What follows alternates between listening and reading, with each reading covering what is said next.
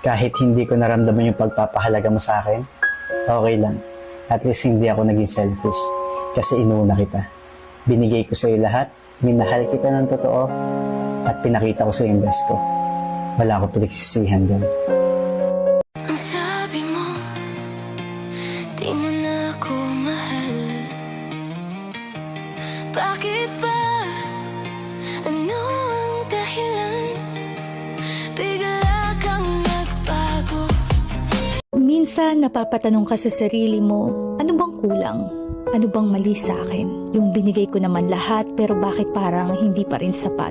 There were a lot of times sa buhay natin that we really did our very best. Nagmahal tayo ng totoo, nagbigay tayo ng buong puso, yung halos kaluluwa mo, ibigay mo kasi mahal mo yung tao. Pero after everything, hindi ka pa rin pala sapat. Hindi pa rin siya kontento. Ang hirap, no?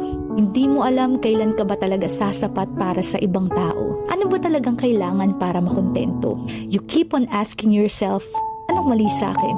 When all you do is be at your best always. Ito yung tanong na kahit siguro pa ulit-ulit nating itanong ay hindi masasagot. Hindi natin alam bakit may mga taong kaya pa rin tayong iwan, pagpalit, kahit araw-araw binibigay mo yung best. Kahit halos wala ka nang maibigay, gagawan mo pa rin ng paraan. Sisikapin mo pa rin iparamdam ang pagmamahal.